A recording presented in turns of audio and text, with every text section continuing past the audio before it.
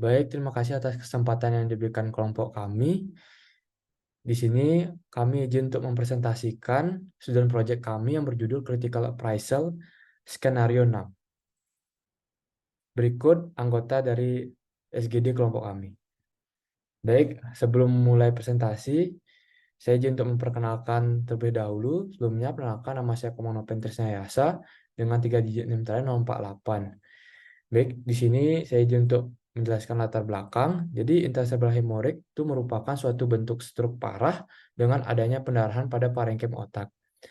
Kejadian stroke ini di Amerika Serikat hingga 10% dan untuk di dunia itu sendiri 6,5% hingga 19,6%.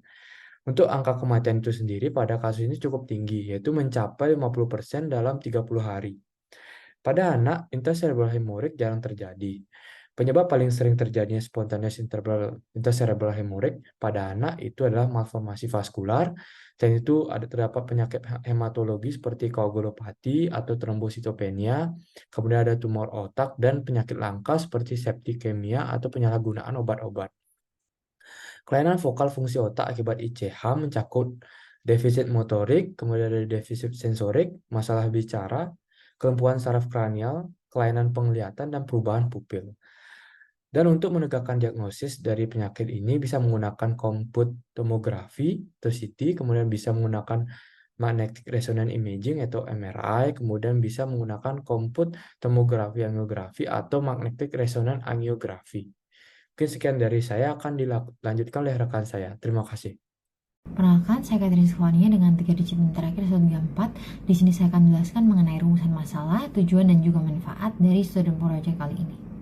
Untuk rumusan masalah, yang pertama ada jenis pertanyaan apa yang terdapat pada skenario, pertanyaan penelitian klinis apa saja yang perlu dirancang berdasarkan metode PICO, pertanyaan penelitian klinis apa saja yang perlu dirumuskan pada skenario, apa saja bukti atau jurnal terbaik untuk menjawab pertanyaan penelitian klinis, bagaimana metode penelitian klinis pada jurnal yang dapat diterapkan, apa saja bukti atau jurnal yang ditemukan dan bagaimana caranya, dan yang terakhir adalah apa saja bukti yang dapat diterapkan dan diintegrasikan dengan keahlian klinis dan juga nilai-nilai pasien.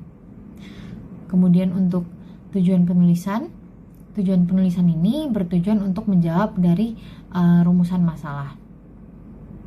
Kemudian untuk manfaatnya yaitu untuk menambah ilmu pengetahuan penulis dan pembaca mengenai prognosis pendarahan intracerebral. Baik, selamat pagi. Perkenalkan, saya Kevin Andrian Paulus dengan NIM 2002511171. Di sini saya izin melanjutkan presentasi dari rekan saya sebelumnya. Jadi di sini terdapat kasus dan diberi pertanyaan identifikasi jenis pertanyaan apa dari skenario di atas. Baik, saya izin menjawab berdasarkan dari skenario yang disajikan dapat diidentifikasi sebagai pertanyaan prognosis karena orang tua anak yang mengalami stroke perdarahan atau intracerebral hemorrhage pada usia 2 tahun menyatakan kekhawatirannya mereka terhadap kualitas hidup anak mereka setelah mengalami penyakit tersebut. Mungkin sekian dari saya, selanjutnya akan dilanjutkan oleh rekan saya. Sekian dari saya, terima kasih. Baik, di sini saya izin untuk melanjutkan presentasi. Perkenalkan sebelumnya saya Kadek Yurika Niswari dengan 3 digit NIM terakhir 007. Sini saya akan mempresentasikan terkait dengan analisis PICU berdasarkan skenario 6. Untuk point patient itu adalah anak dengan pendarahan intracerebral atau ICH. Kemudian indikatornya adalah modified pediatric intracerebral hemorrhagic score kurang dari 6. Kemudian comparison-nya adalah modified pediatric intracerebral hemorrhagic skor lebih dari 6. Kemudian sebagai outcome-nya itu adalah kualitas hidup jangka panjang pada pasien pediatrik setelah mengalami pendarahan intracerebral. Oke, sekian dari saya. Akan lanjutkan oleh teman saya. Terima kasih. Baik, perkenalkan saya Kadek Nabila Sari dengan 3 digit yang terakhir 18 izin mempresentasikan mengenai pertanyaan penelitian klinis dari skenario tersebut. Jadi berdasarkan analisis PICO didapatkan pertanyaan yang dapat dibuat adalah pada pasien anak yang mengalami perdarahan intracerebral, apakah pasien anak dengan modified pediatric intracerebral hemorrhage score kurang dari 6 memiliki kualitas hidup lebih baik dibandingkan dengan pasien dengan modified pediatric intracerebral hemorrhage score lebih dari 6 setelah mengalami perdarahan intracerebral. Mungkin sekian dari saya, akan dilanjutkan oleh teman saya. Terima kasih. Baik, terima kasih atas kesempatannya. Sebelumnya perkenalkan saya Kadek Muda Jumarina dengan 3 digit yang terakhir 054, izin untuk melanjutkan terkait penelusuran jurnal. Jadi, berdasarkan tipe dan pertanyaan penelitian klinis yang tercantum di atas, penulis berusaha menemukan jurnal terbaik untuk menjawab pertanyaan tersebut. Penulis menggunakan situs PubMed untuk mencari jurnal yang relevan. PubMed adalah salah satu database jurnal medis online yang gratis dan tidak berbayar yang terbesar di Medline. Medline adalah database jurnal medis yang mengindeks sebagian besar artikel medis dan ilmiah yang diterbitkan di seluruh dunia dan diedit oleh US National Library of Medicine. PubMed tersedia online secara gratis dan sangat mudah digunakan untuk mencari jurnal medis. Berdasarkan hasil pencarian, diperoleh 3 buah jurnal yang sesuai dengan TIKO yang diajukan. Kemudian dari 3 jurnal tersebut, penulis memilih jurnal dengan judul Predictors of Outcome in Patients with Pediatric Intracerebral Hemorrhage, Development and Validation of a Modified Score, yang untuk dijabarkan lebih lanjut dapat diakses pada link Google Drive yang sudah tercantum.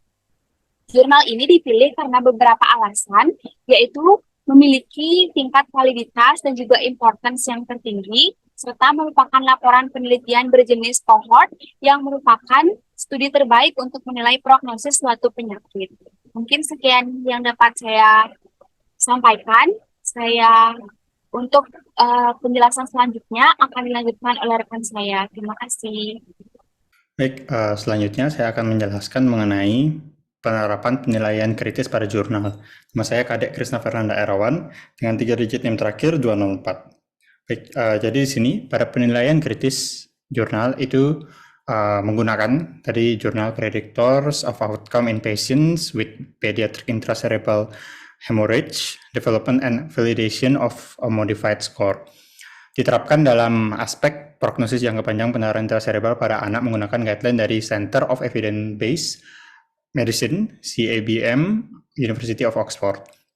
Jadi, penilaian pada validitas jurnal itu perlu ditentukan di mana melihat apakah sampel pasien yang mewakili pasien itu dikumpulkan pada titik yang sama.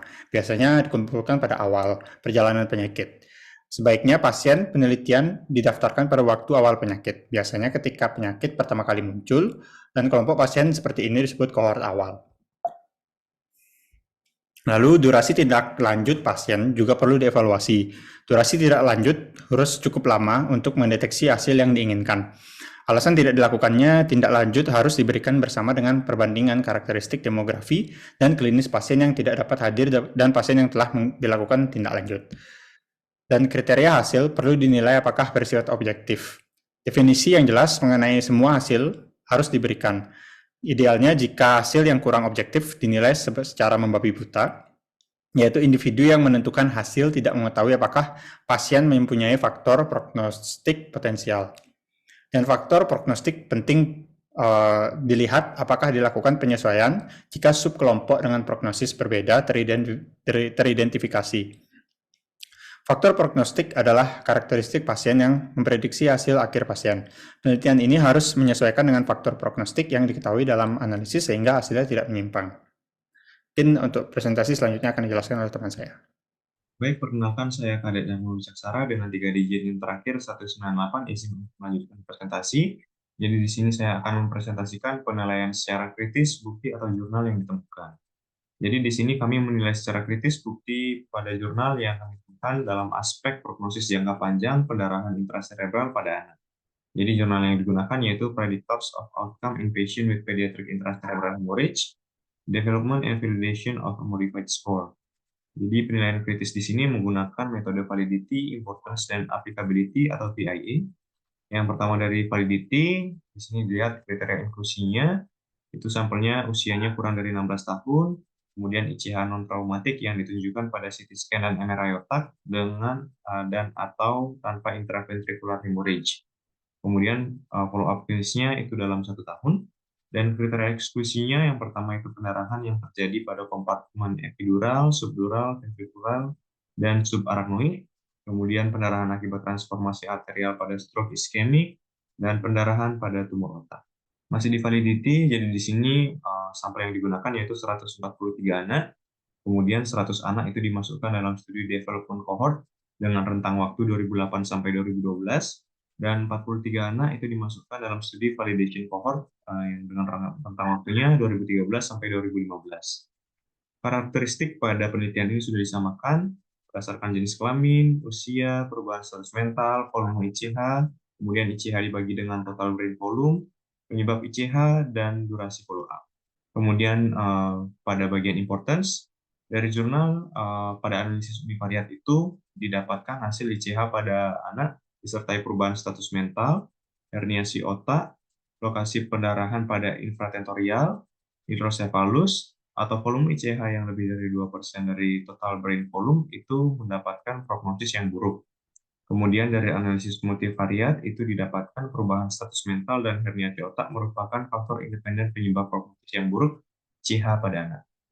Kemudian masih di importance, jadi prognosis ICH pada anak yang diperkirakan melalui penilaian Modified Pediatric Intracerebral Hemorrhage atau MPCH, itu yang terdiri dari 6 independent variable dengan rentang skor 0 sampai 13, dan skor 6 itu menjadi median pada skor MPICH ini. Jadi pada tabel 3 bisa dilihat untuk Modified Pediatric ICH skornya, kemudian pada tabel 4 bisa dilihat outcome-nya di sini berdasarkan skor yang didapatkan. Kemudian bisa dilihat juga sensitivitas dan juga spesifisitas dari masing-masing skala atau masing-masing level dari skor tersebut. Kemudian applicability.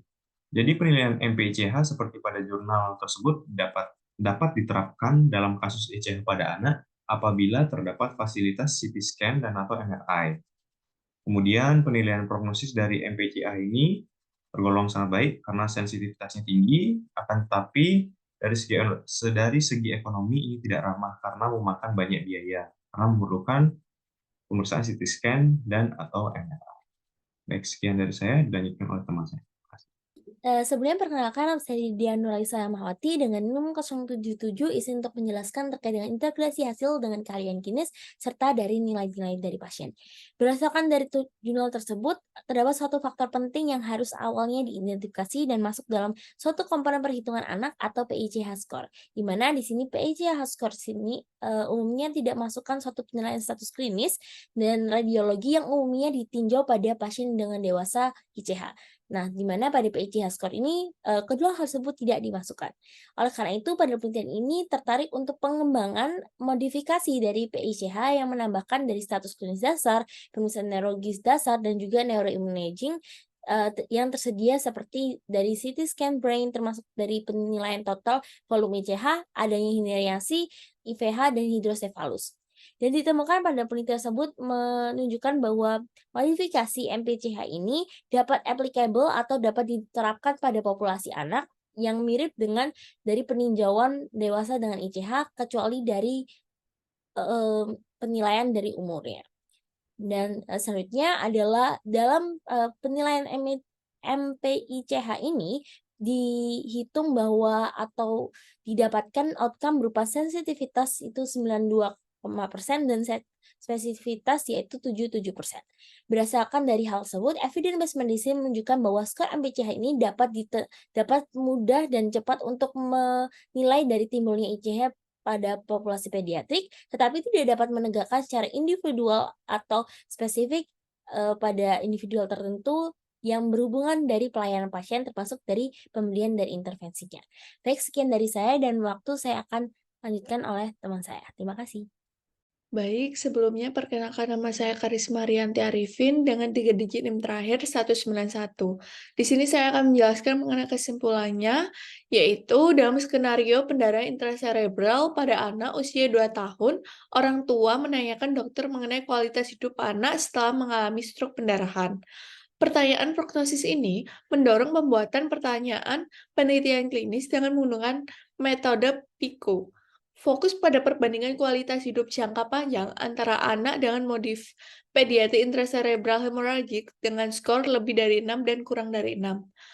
Melalui penilaian kritis terhadap jurnal Pediatrics of Outcome in Patients with Pediatric Intracerebral Hemorrhagic ditemukan bahwa MPICH dapat menjadi prediktor prognosis yang valid dan relevan pada anak dengan pendarahan intracerebral. Hasil studi menunjukkan hubungan antara faktor seperti perubahan status mental, herniasi otak, dan volume pendarahan dengan prognosis yang buruk. Aplikabilitas skor prediktif MPICH tergantung pada ketersediaan fasilitas CT scan ataupun MRI, di mana integrasi hasil dengan keahlian klinis dan nilai-nilai pasien menyoroti pentingnya identifikasi status klinis awal pada pasien anak dengan ICH. Studi ini memberikan kontribusi penting terhadap pemahaman mengenai faktor-faktor yang mempengaruhi hasil jangka panjang pada anak yang mengalami pendarahan intracerebral. Mungkin sekian dari saya, selanjutnya akan dilanjutkan oleh rekan saya. Terima kasih. Perkenalkan, nama saya Lorena Samanta Adelina dengan 3 digit NIM terakhir 062, akan melanjutkan presentasi pada bagian saran. Jadi melalui penulisan student project ini, kami berharap pembaca dapat menambah wawasan, pengetahuan, dan pemahaman mengenai jenis pertanyaan yang terdapat pada skenario, pertanyaan penelitian klinis yang perlu dirancang berdasarkan metode PICO, pertanyaan penelitian klinis yang perlu dirumuskan pada skenario dan bukti jurnal terbaik untuk menjawab pertanyaan penelitian klinis serta metode penilaian kritis pada jurnal yang dapat diterapkan, cara menemukan bukti atau jurnal yang baik, dan dapat diterapkan serta diintegrasikan dengan keahlian klinis dan nilai-nilai pasien. Baik, sekian presentasi dari SGD A6, dan akhir kata kami ucapkan terima kasih.